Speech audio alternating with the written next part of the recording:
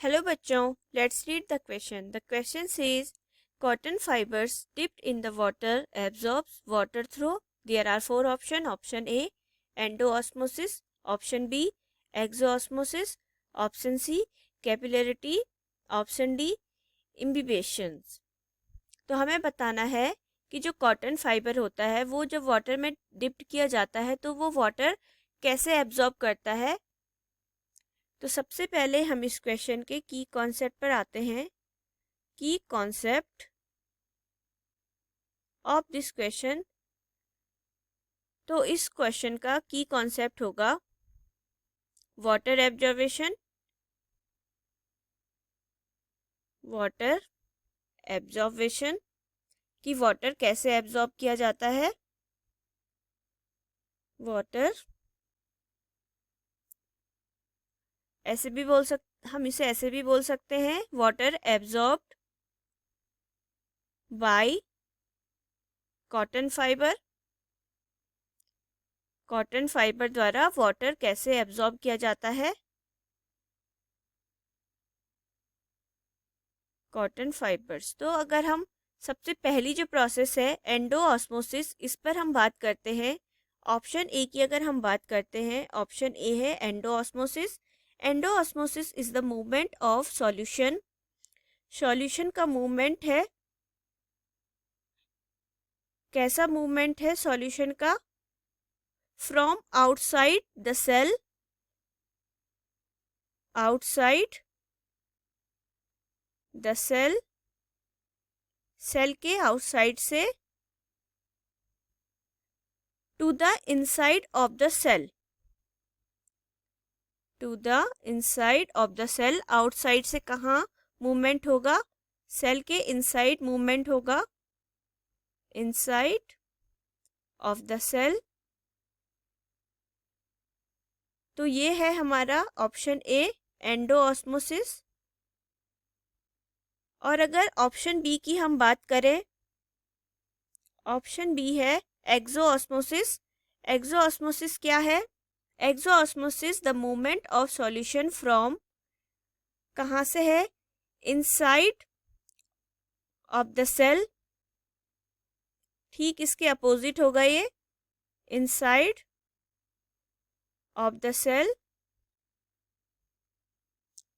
Inside of the cell to the outside of the cell, to the outside of the cell. Inside से outside movement होगा of the cell.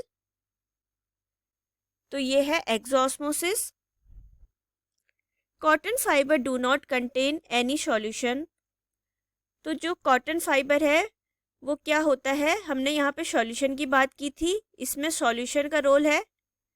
Endosmosis and एक्सोऑस्मोसिस दोनों process में solution का role है।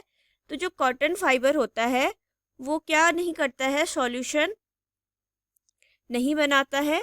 Do not contain any solution, so there is no diffusion, as result of which there is no condition of exoosmosis and endoosmosis। Endosmosis और एक्सोऑस्मोसिस की कोई भी condition cotton fibre में नहीं होगी। तो हमारे ए और बी ऑप्शन क्या हो जाएंगे? इनकरेक्ट हो जाएंगे। अब आते हैं ऑप्शन सी पर, कैपिलरिटी। ऑप्शन सी क्या बात करता है? कैपिलरिटी क्या शो करती है, कौन सी प्रोसेस दिखाती है? Capillarity is the property of a liquid. क्या है ये? लिक्विड की प्रॉपर्टी है, property of a liquid. Liquid की एक प्रॉपर्टी है capillary to rise and fall due to surface tension. Capillarity कैसे बढ़ती है और कैसे फॉल होती है, कैसे कम होती है, कैसे बढ़ती है? Surface tension, due to surface tension. सरफेस टेंशन के कारण कैपिलरिटी घटेगी, बढ़ेगी, ड्यू टू सरफेस टेंशन। सरफेस टेंशन के कारण कैपिलरिटी क्या होगी? घटेगी किसी लिक्विड की और बढ़ेगी। Cotton fibre are like fine thread और जो कॉटन फाइबर होते हैं वो किसकी तरह होते हैं? फाइन थ्रेड की तरह होते हैं, पतले धागे के समान होते हैं cotton fibre, fine threads, and they are able to absorb water. और ये जो कॉटन फाइबर हैं ये क्या है? Able to absorb water, water को एब्जॉर्ब करने में एबल हैं, able to absorb water, absorb water, water को इजीली एब्जॉर्ब कर लेंगे cotton fibre, and water rises by capillary action. और जो वाटर है वो कैसे कॉटन फाइबर में जाएगा? ये वाटर जाएगा कॉटन फाइबर में कैपिलरी एक्शन के कारण। कैसे जाएगा? कैपिलरी एक्शन, कैपिलरी एक्शन के थ्रू वाटर कॉटन फाइबर में जाएगा।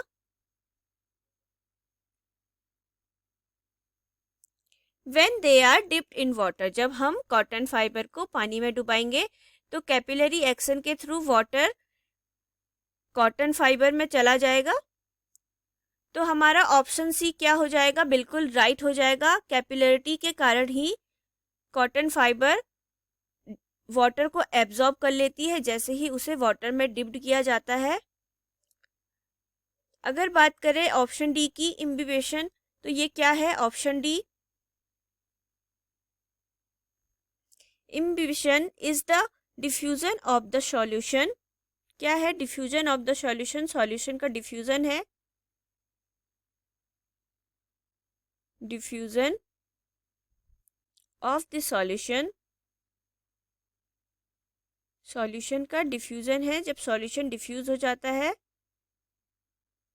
सॉल्यूशन कैसे होगा डिफ्यूजन? बाय सॉलिड्स, सॉलिड्स के द्वारा, बाय सॉलिड्स। और अगर कॉटन फाइबर के रिगार्डिंग बात करें तो cotton fibres are not perfect solid. जो कॉटन फाइबर है वो परफेक्ट सॉलिड नहीं है। Cotton fibres are not perfect solid,